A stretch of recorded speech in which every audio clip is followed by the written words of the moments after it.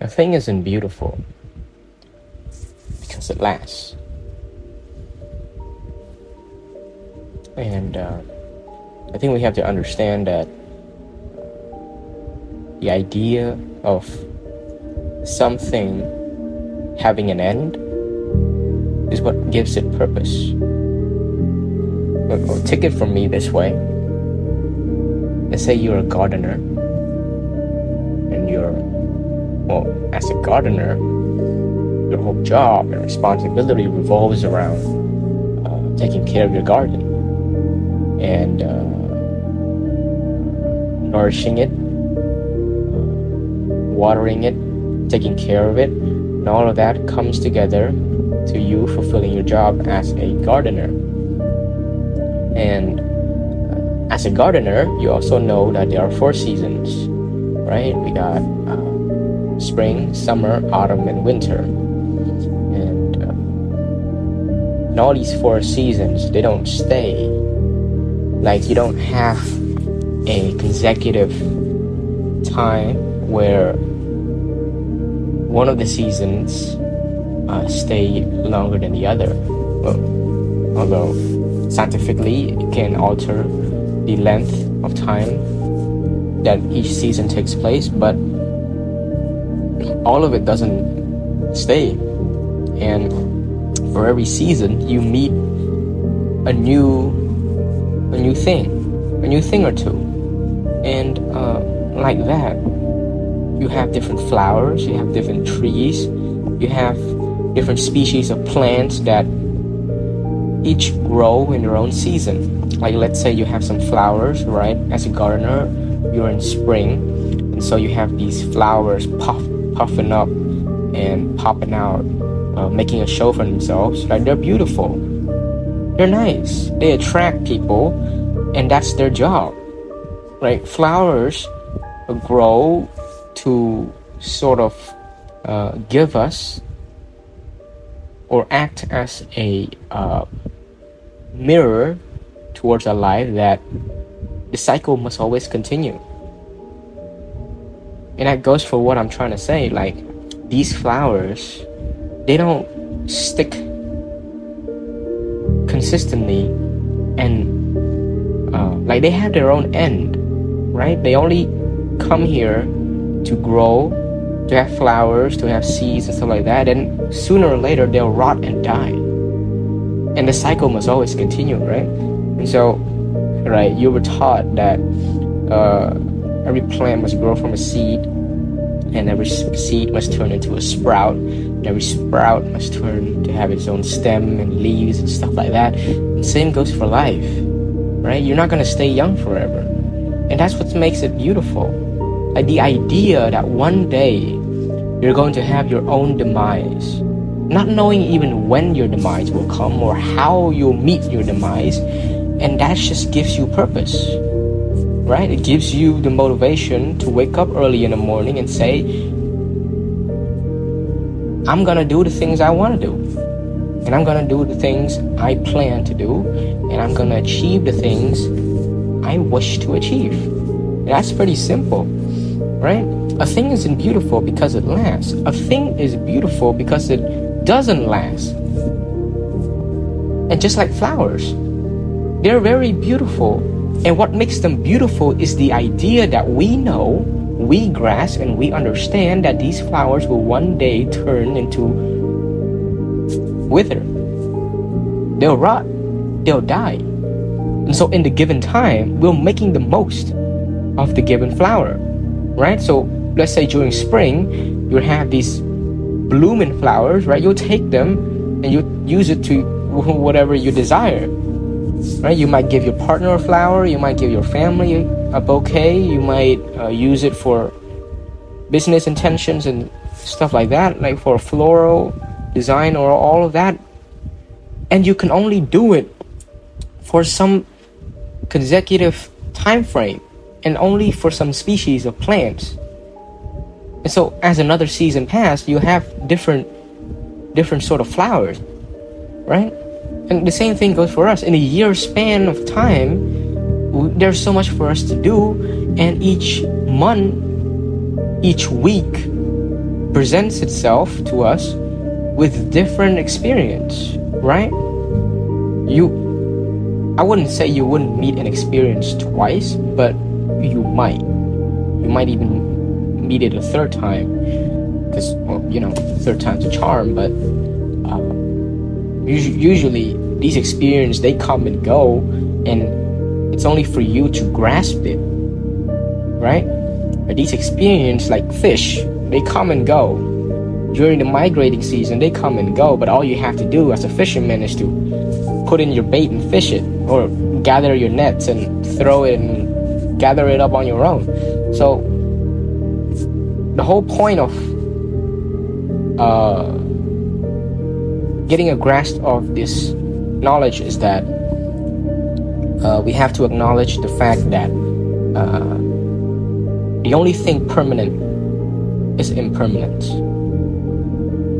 right? It's a sort of paradox all over again.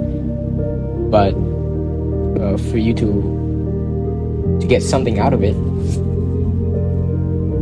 is that it gives you hope for a better tomorrow, because you might not know what's going to happen tomorrow, and that's what gives you the purpose to wake up in the morning and do things you want to do.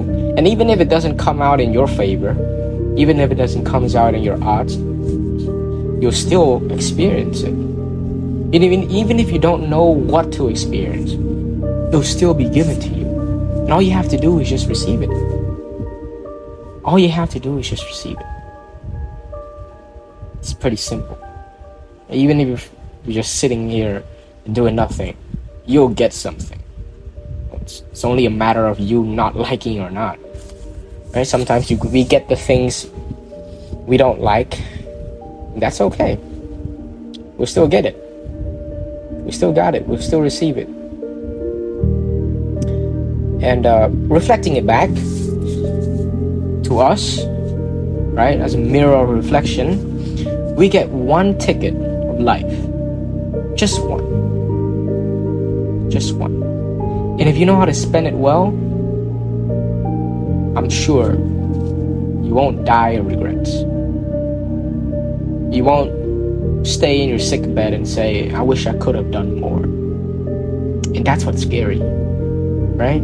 That is so scary, because when you're there on your sick bed, right, you can't do nothing. You can't even do the things you want to do anymore because of the boundaries and obstacles that you're facing right now.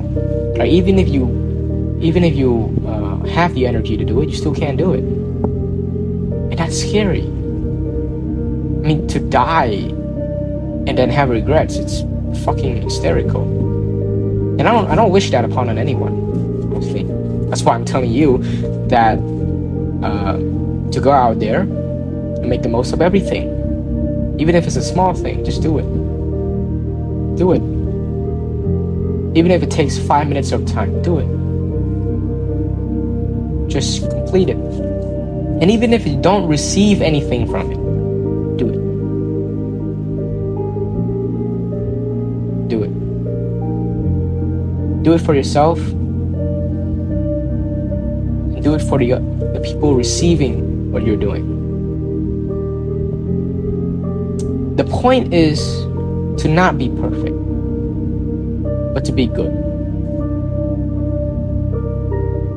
Just good, is it? Is it good enough? Because honestly, that's all there is. It's really all there is. A perfect worldview is like a utopia. It doesn't exist. Right? That's why there are right and wrong questions, and there are obsolete questions. Right? Questions that have a right answer only. The questions that both have points of view, like they're both right and wrong. And so, but if you view life as a right or wrong question, you have no limitation.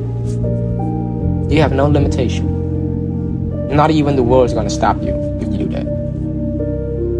Because you now understand that not only is time valuable, But because the time itself is borrowed time, right? You're living off of given borrowed time, right? You don't own it.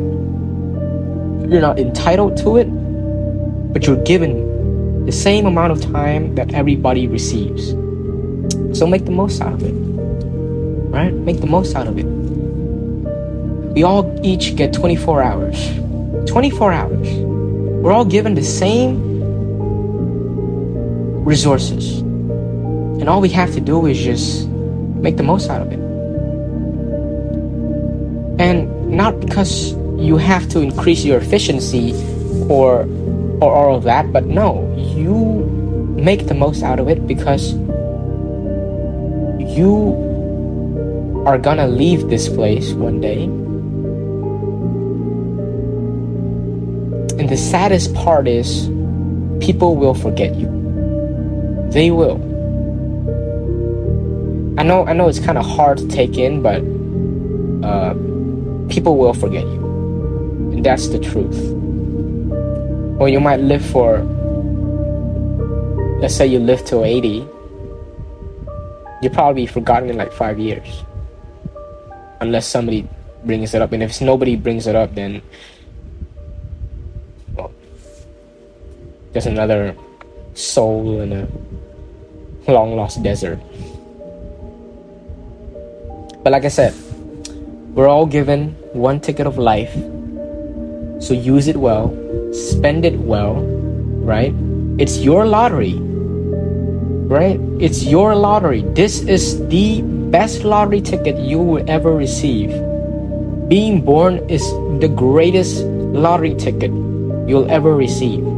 It's even better than winning $1 million. And you don't see that because you have these criterias, these standards, but just you being able to watch this video and live and breathe is as good as its own. And I'm telling you that because I need you to see it. I really need you to see it. Because it's not the end now. Your end will come, just not now. So make the most of now and get ready for what's to come.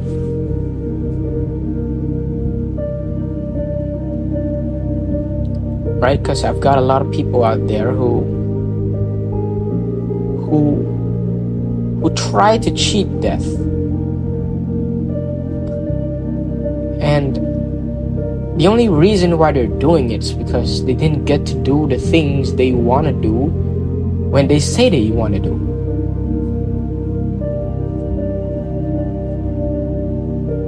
They either don't have the resources to do it, they don't have the time to do it, or they just don't want to do it.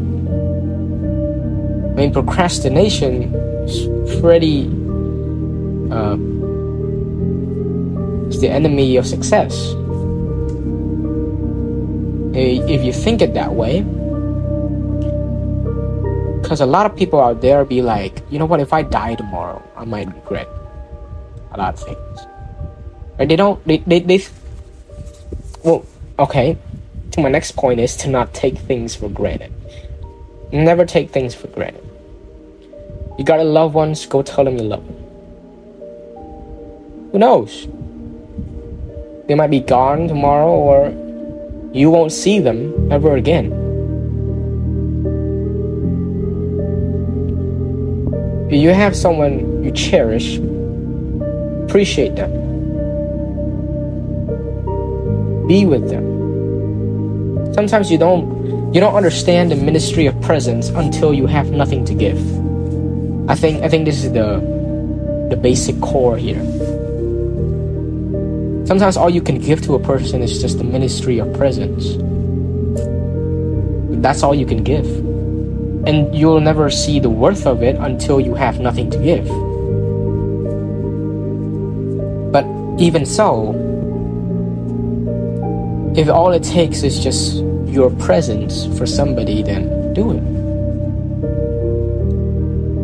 You only get one ride on this roller coaster. One ride. So while you're on it, shout along the way, enjoy along the way, get your spirit up, right, and face your fears and do it. Because you only get one chance. It's not that you only live once. You live every day, but you only die once. You see what I'm doing here? If somebody say you only live once, that just, well, it increases the boundaries of your limitation, but it does it in a wrong way. So flip it. You only die once. You only die once. You live every day. So make the most of every day. And when the time comes, accept it for it is. Accept it for what it is. And you don't have to ever say, I wish I could have done more.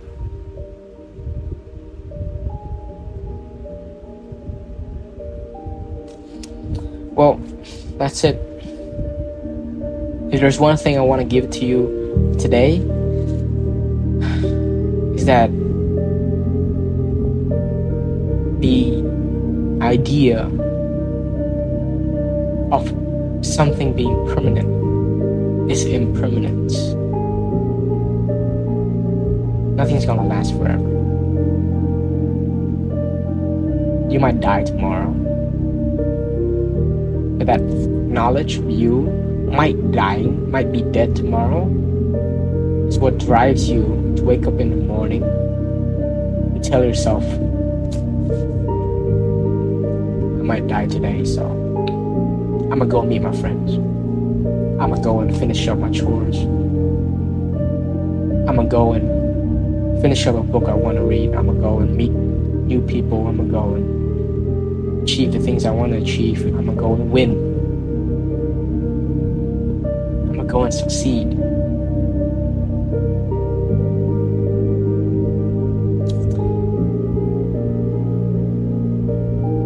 You need to fill in the blank pages of your own book before someone else comes and fill it for you. And if somebody else comes and fill it for you, trust me, you won't like it. You won't enjoy it, and you'll feel like ripping that pages out of you. So do it yourself. Do it yourself. Don't wait for somebody else to come and say, do that, do this.